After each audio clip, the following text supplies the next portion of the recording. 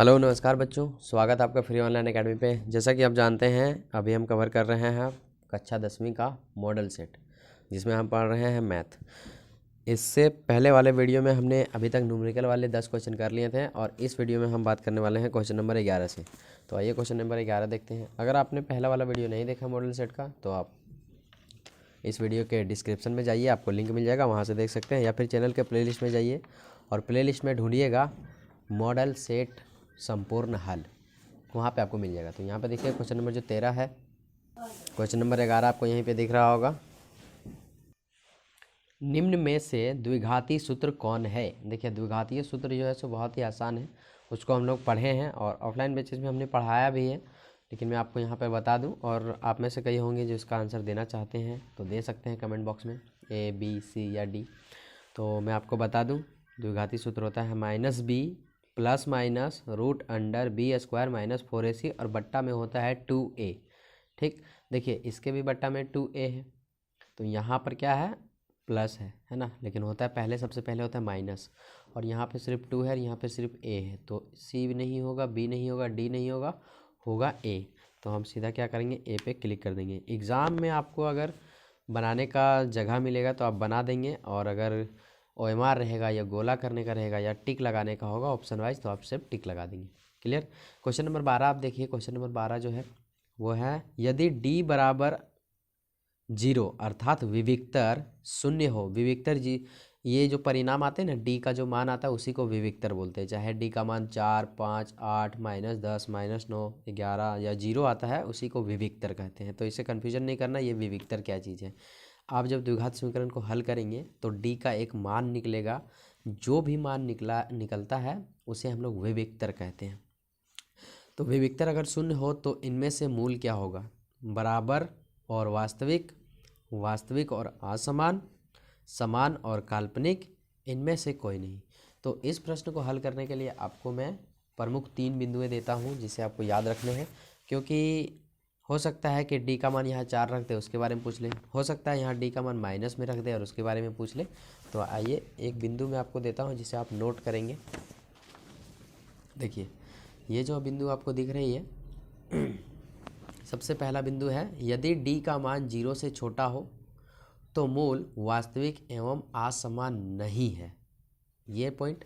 दूसरा पॉइंट, यदि d का मान 0 के बराबर हो तो मूल वास्तविक एवं समान होंगे, ये आपको याद रखना है, ठीक है, तभी आप इसका आंसर कर पाएंगे। यदि d का मान 0 से बड़ा हो तो मूल वास्तविक एवं असमान होंगे। ये जो आपको साइड में दिख रहा है ये एक सिंबल है, ये भी इसके सिंबल है।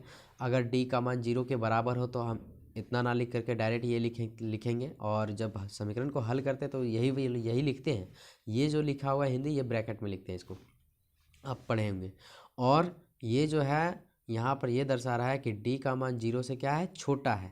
इसका मतलब ये इधर मुंह खुला हुआ मतलब 0 बड़ा है और d छोटा है, ठीक है। और यहाँ पर इधर मुंह खुला हुआ मतलब 0 छोटा है और d बड़ा है। कहने का मतलब ये है कि जो भी d का मान आया है, d का मान क्या है, 0 से बड़ा है, मतलब 3, 4, 5। इस कंडीशन में मूल जो है सो वास्तविक एवं असमान होंगे। क्लियर।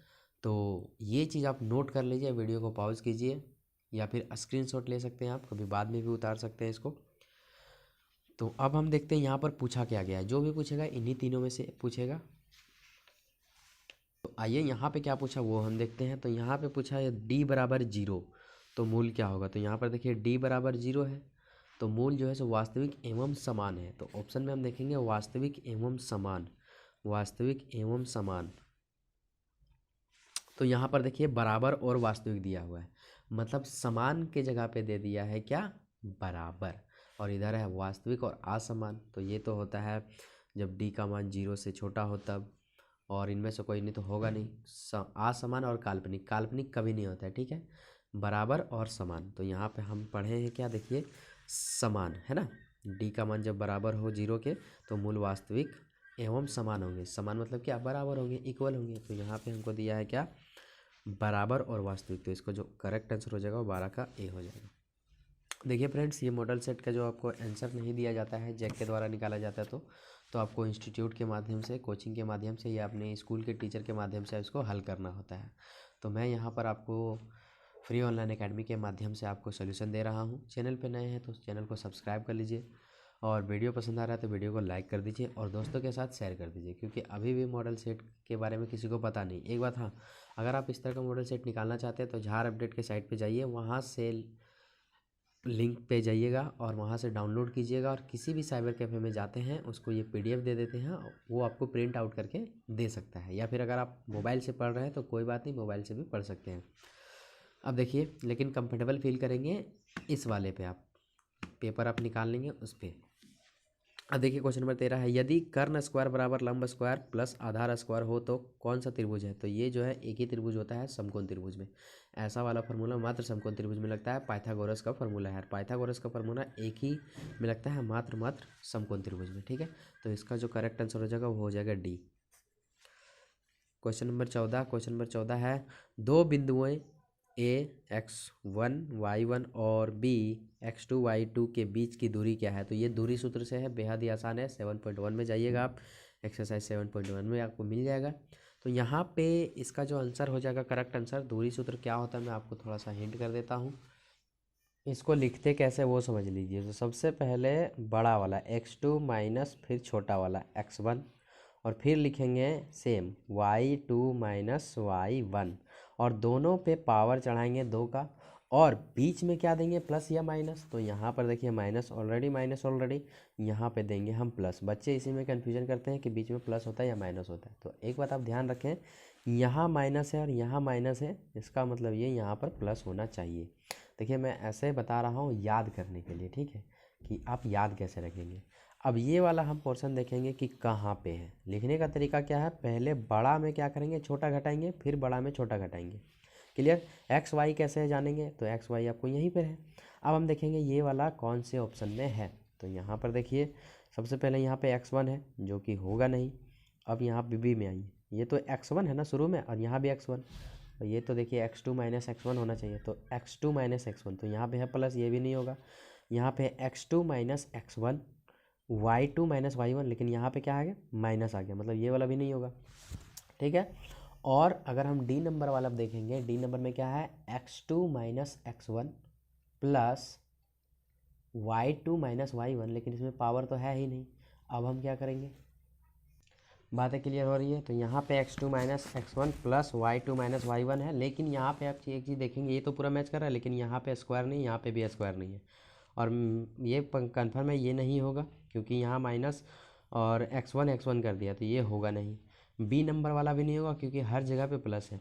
सी नंबर वाला इसीलिए नहीं होगा क्योंकि x2 माइनस x1 है, और यहाँ पे स्क्वायर है, माइनस, यहाँ पे माइनस दे दी, यहाँ पे प्लस होना चाहिए, और यहाँ पे y2 माइनस y1 होना चाहिए, और स्क्वायर भी ठीक है, लेकिन यहाँ पे स्क्वायर नहीं, ये मैच कर रहा है, स्क्वायर नहीं है, और ये स्क्वायर है तो इसमें माइनस है। मैं आपको बता दूँ, चारों ऑप्शन में कोई भी आंसर नहीं है। ठीक है, तो इसको हमको सुधारना पड़ेगा, कुछ मिस प्रिंटिंग हुआ है। तो यहाँ पे हम सिंपली अगर हम यहाँ प्लस कर देते हैं, ठीक है, तो ये हमारा सी वाला आंसर करेक्ट हो जाएगा। तो जो भी मॉडल सेट में मिस प्रिंटिंग हुआ उसे आप सुधार लें अच्छे से, ताकि आपको प्रॉब्लम ना हो। तो यहाँ पे प्लस होगा, ठीक है, आप इसे ध्यान में रखेंगे। तो ये वाला हो जाएगा करेक्ट आंसर, और इसी से ये मैच कर रहा है। होता है कभी कभी मिस प्रिंटिंग, आप अपने बुक को निकालें, 7.1 एक्सरसाइज में जाएं और देखें दूरी सूत्र क्या है। तो आपको ये वाला मिलेगा, x2 माइनस x1 का power plus y2 minus y1 का पावर 2। ठीक है, तो इसका जो करेक्ट आंसर हो जाएगा वो हो जाएगा सी। आते हैं क्वेश्चन नंबर 15 पे। क्वेश्चन नंबर 15 है, साइन 30 का मान क्या है। तो साइन 30 का मान आप जानते हैं, साइन 30 का मान क्या होता है, ज़रा कमेंट बॉक्स में बताइएगा आप पहले। ठीक है, कमेंट बॉक्स में बताइए पहले क्या होता है साइन 30 का मान। तो ये बहुत ही आसान सवाल है, आसान तभी तक जब तक आपको टेबल याद है, सारणी याद है ना। 8.1 खोलिएगा एक्सरसाइज, जैसे आपको मिल जाएगा आराम से, सारणी आपको मिल जाएगा पूरा का पूरा। तो यहाँ पे जो साइन 30 का मान होगा वो होगा 1/2। तो आप इसे सारणी में देखें, और आपसे रिक्वेस्ट है कि साइन 60, साइन 30, साइन 45, ये तीनों का तीनों आपको याद करना है। साइन कॉस 10 तीनों का याद कर लेंगे, बाकी सब उल्टा होता है। ऑफलाइन बेसिस में मैंने इसका ट्रिक भी बताया है, अगर ट्रिक आपको भी चाहिए तो आप बस कमेंट कर सकते हैं, मैं ऑनलाइन में भी इसका ट्रिक बताने की कोशिश करूँगा। बहुत बेहद ही आसान ट्रिक है। क्वेश्चन नंबर 16 है, साइन 90 माइनस थीटा बराबर क्या होगा। तो साइन 90 माइनस थीटा होता है कॉस थीटा, तो इसका जो सही आंसर हो जाएगा वो हो जाएगा बी। 17 ए भुजा वाले घन का आयतन क्या होता है? तो ए भुजा वाले घन का आयतन, तो घन का आयतन होता है सबसे पहले एल क्यू। अब एल के जगह पे बोला है ए बिठाना है, तो इसका आंसर ए क्यू हो जाएगा। देखेंगे ए क्यू कहाँ पे है, तो ए क्यू ये फर्स्ट में है ऑप्शन ए में, तो ऑप्शन ए में टिक लगा देंगे। अब देखिए पूछा है इनमें से शंकु का आयतन कौन है? तो शंकु का आयतन कौन सा है? तो ये वो शायद 10 क्लास में है लेकिन सिलेबस से हटा दिया गया है। तो जितने भी फार्मूले हैं 13.1 से लेकर के 13.4 तक, वो सारे फार्मूले आप रट डालेंगे, ठीक है। देखिए 1 नंबर में क्वेश्चन बन चुका है। और ये हमको पता है कि शंकु का आयतन, बेलन का आयतन, ये सब हटा दिया गया है सिलेबस से, लेकिन 1 नंबर के प्रश्न में पूछ दिया गया क्योंकि ये बेसिक चीज़ है, क्लास 9th और 8 का क्लास का है, इसीलिए यहाँ पे पूछ दिया गया है। तो आप करेंगे क्या, 13.1 से 13.4 तक के जितने भी फार्मूले हैं उसको रट डालेंगे। तो मैं आपको यहाँ पे बता देता हूँ, शंकु का आयतन होता है 1/3 पाई आर स्क्वायर एच, ठीक, 1/3 पाई आर स्क्वायर एच। याद रखने के लिए एक ट्रिक बताता हूँ, अब तक हुआ ना हमारा किसी से मैच, शंकु का आयतन 1/3 पाई आर स्क्वायर एच। हाँ, क्वेश्चन नंबर जो 19 है बेहद ही आसान है, एकदम बच्चों वाला सवाल कर दिया है। पूछा है वर्ग अंतराल 10 से 25 का वर्ग चिन्ह क्या होगा? वर्ग चिन्ह का मतलब ये कि इसके बीच वाला भाग बताइए। तो जब भी वर्ग चिन्ह पूछे तो आपको सिंपल कुछ नहीं करना है, दोनों को जोड़ देना है। जो भी आपको दिया रहेगा वर्ग, उसको इसको जोड़ेंगे और 2 से डिवाइड कर देंगे। तो देखिए 25 और 10 को जोड़ेंगे तो हो जाएगा 35, और 35 को 2 से भागा देंगे तो हो जाएगा 17.5। हाँ बस इतना ही। तो इसका आंसर जो हो जाएगा, करेक्ट आंसर बी हो जाएगा। क्वेश्चन नंबर 20 है, निम्नलिखित में से कौन सी घटना की प्रायिकता नहीं हो सकती है? तो मैं आपको बता दूं, अगर प्रायिकता के ऊपर कोई भी घटना होती है तो उन घटनाओं का योग 1 होता है, ठीक है। अगर कोई भी प्रायिकता में 1 से ज़्यादा दिया हुआ है तो वह घटना की प्रायिकता नहीं होगी, और वही हमें क्वेश्चन में पूछा गया है। एक बार और सुनिए, अगर प्रायिकता जब आप सॉल्व करेंगे और अगर 2 घटनाएं होंगी उसमें, सबसे पहले मान लीजिए एक आप सिक्का उछालेंगे तो उसमें एक हेड आएगा और दूसरा टेल आएगा, ठीक है। तो जब दोनों की संभावनाओं को जोड़ेंगे ना, तो 1 आना चाहिए प्रायिकता का योग। अगर 1 से ज़्यादा आता है तो फिर वह घटना हो ही नहीं सकती, ठीक है। हाँ कम आएगा चलेगा, ठीक है, लेकिन ज़्यादा नहीं होना चाहिए 1 से। अगर ज़्यादा होगा तो वो घटना जो है सो प्रायिकता की नहीं होगी। तो यहाँ पे जो पहला ऑप्शन है वो 2/3 है, मतलब ये क्या है, 1 से कम है। इसको जब हम भाग करेंगे 2/3 को ऐसे, तो यहाँ पे पॉइंट लेंगे और लिखेंगे 3 छके 18, कितना आया 0.6, 1 से छोटा है। और ये अगर देखेंगे बी नंबर वाला ऑप्शन, तो बी नंबर वाला ऑप्शन अगर हम देखेंगे तो है 1.5, और 1.5 है मतलब क्या है, 1.5 है, 1 से ज़्यादा है। तो जो करेक्ट आंसर हो जाएगा वो यही हो जाएगा, क्योंकि ये 1 से ज़्यादा है। अभी हमने क्या कहा कि घटना की प्रायिकताओं का योग कितना होना चाहिए, 1 से ज़्यादा नहीं होना चाहिए, ठीक है। तो ये 1 से कम है, कैसे कम है भागा करके देखेंगे आप, और ये 1 से ज़्यादा, इसलिए इसका आंसर ये हो जाएगा, क्योंकि पूछा घटना की प्रायिकता नहीं हो सकती है। और घटना की प्रायिकता तभी नहीं होगी जब कोई भी संख्या प्रायिकता के ऊपर 1 से ज़्यादा होगा, दोनों के योग का। यहाँ है 15%, तो 15% से नहीं समझिएगा 15 है, सो ये भी 1 से कम है। कैसे, देखिए 15% है, मतलब ये परसेंट को हटाने के लिए नीचे क्या करेंगे, 100 करेंगे, और 100 करेंगे 5 का पहाड़ा से 3 बार में काटेंगे, 5 का पहाड़ा से 20 बार में काटेंगे, और जब 3/20 को भागा देंगे तो ये भी बेसिकली है कि ये भी जो संख्या है वो 1 से कम ही आएगा। जब इसको हम भागा देंगे, देखिए भागा करके, जब हम इसे भागा देंगे तो 20/3 देंगे, यहाँ पॉइंट बिठाएंगे, यहाँ ले लेंगे। अब देखिए 20 एकम 20 बचा कितना 10, तो यहाँ आ जाएगा 0.15, मतलब 0 पॉइंट के बाद आ गया ये।